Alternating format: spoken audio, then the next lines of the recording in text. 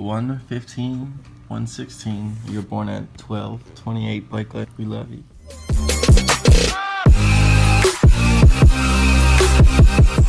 Hey guys, what's up? My name is Lauren Danielle. If this is the first time you're seeing my face, welcome to my channel. I am 21 years old with a 2-year-old little girl, which is absolutely crazy to say.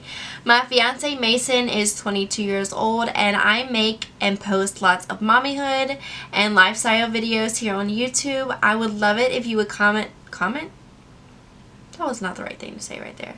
Subscribe down below and join our crazy, just malfunctioning family, if you will, if you please.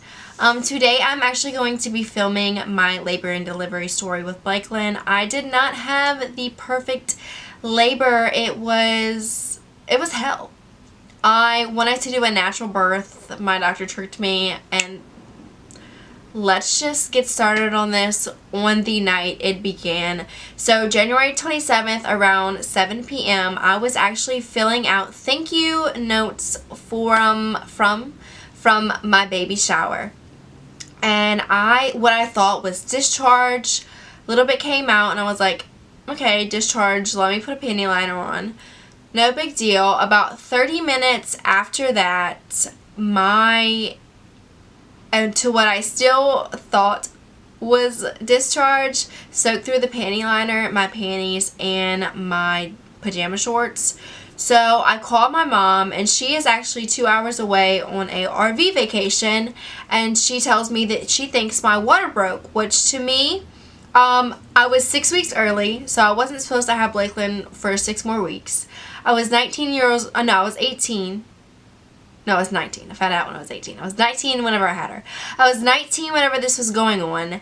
And any knowledge I had of a water breaking was what I had from movies. And I was expecting this huge wash of water. I was expecting some pain. The only pain I was having from Braxton Hicks, which I've been having for a few weeks prior to this time. So I was like, no, you're crazy. So since she was on vacation, she got my aunt, who's a nurse, to come over and kind of like assess the situation, if you will.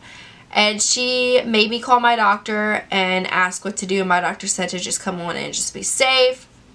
My bag wasn't packed. I remember throwing some little things in there because I was like, I'm going to get sent home. Like, this is nothing. So about 45 minutes later, we arrived to the hospital where I was planning to have my little girl and wait to get assessed. And once I'm getting assessed, they take, have y'all ever seen like a water test tube strip? They put that to my vagina and it comes back this bright blue, and I'm like, what is that? Apparently it's amniotic fluid that turns bright blue if your hoo-ha is leaking amniotic fluid. So mine was, and I was like, okay, me being naive, I'm like, well, what does that mean? And the nurse looks at me and says, you are about to have a kid in 24 hours. And my heart dropped. I knew I should have been happy and excited, but all I could think about was how I was 6 weeks early. I had an app on my phone that updated me every day and told me what's developed and what's not. And the last month is the most crucial time to her lung development. I knew that. I was immediately came over with fear and worried and just all kinds of thoughts going on through my head. I was freaking out. I called my mom. I called all our immediate family and told them what was going on. Told them I was in labor. So the next thing the nurse did is she gave me 2 steroid shots in my hip that actually helped with Blakelyn's lung development. And I went into a delivery room where I stayed until I had her. So they would come in and check me every few hours. They wanted to just let me sit and wait. That's the only thing they were worried about for the first couple hours, to let the steroid shot, fully have its effect on her lungs. That was the most important thing at that moment. So I wasn't dialing. I never got past the 2. So they gave me a drug called Pitocin. And that, if I've had quite a few people that I have talked to about it, Pitocin is hell. Let me tell you, your normal contractions are every 5 minutes for a duration of 1 minute. No sis, Pitocin has you just all kinds of messed up. Like, my contractions were a duration of 5 minutes, and I got a 1-minute rest period, which I'm telling you, it's something else. For somebody that wants to do natural, that was like, oh my goodness, it was just an excruciating pain. I, of course, didn't plan for this to happen. I, of course, planned for my body to dilate naturally. Not the case, sis. Not the case. So I let it, you know, ride out. And my doctor told me prior, my doctor is one of those people that are epidural safe. Like, that's his safety zone. When I told him I wanted to do natural, he looked at me like I was absolutely insane. So I never got support from him. I wanted to do a water birth, and I was told I could not do that. So that's the background on him. A nurse comes in and asks me if I want to get in the water, and I told her my doctor said I'm not allowed to do that. And she said, oh, well, you can ride out your contractions in the bath, you just can't have her in the bathtub. So I'm like, bless you, you're a saint, thank you. I'm like starting to get prepared to get in the bathtub. She's running the water. She runs out for a few minutes, I don't know why. Comes back and says my doctor will not allow me to get in the bathtub. So after hours of dealing with this pain and being tricked into thinking I'm about to feel nice and warm, to that's not the case. I've been constricted on a bed, and now I'm just gonna have to stay constricted on a bed. I am not happy. So, you know, me being the person I am, I swallow it and don't say nothing just yet. Couple more hours passed through, and the only thing that I wanted or was on my birthing plan was the pain medicine through the IV. That's the only thing I wanted at last case scenario. So a couple hours pass, and I'm like, yes, girl, give me, I need it, I'm ready for it, this is it. At this point, I'm 7 centimeters dilated, and I've been going 2 to 7, absolutely natural. I need this pain medicine through my IV. So she comes, okay, she sets it up like she's going to go do it, and she acts like she's going to get the medicine when she walks out the room, and comes back yet again to tell me my doctor will not allow that. The only kind of pain intervention that he will allow is an epidural.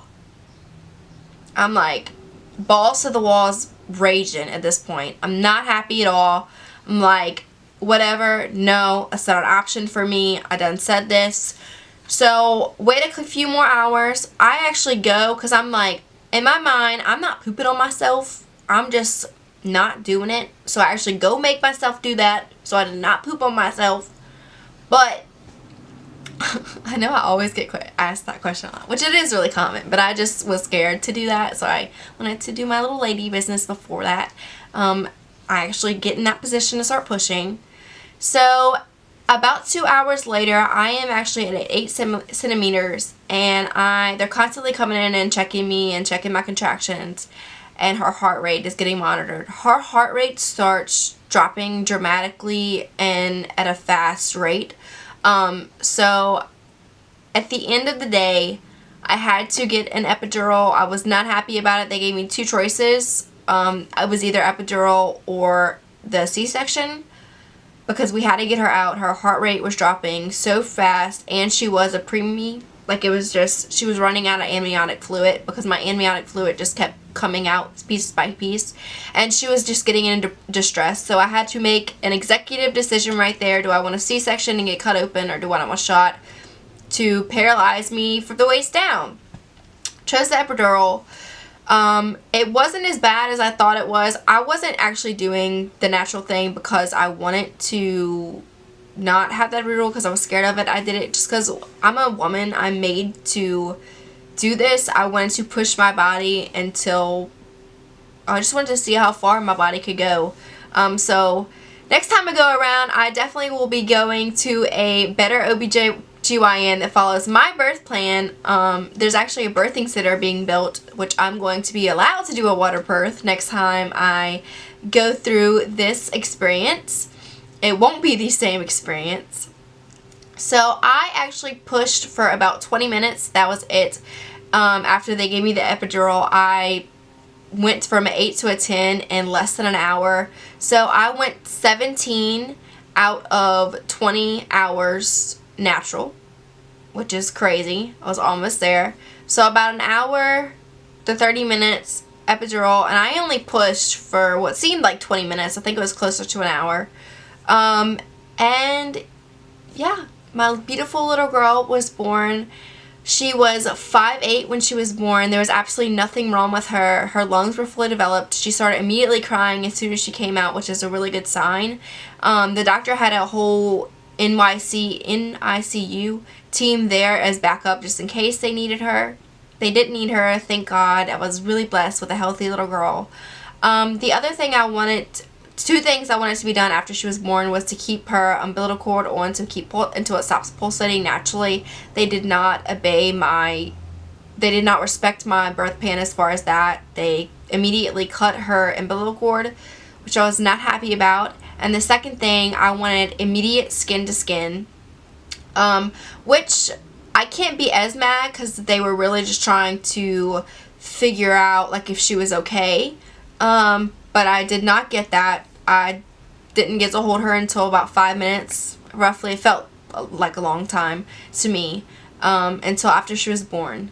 So I didn't have the best birthing experience. I wish I would have been older. Not regretful, but just so I could have stood up for myself a lot more and said what I wanted and went and looked for the right doctor for what I wanted my birth story to look like.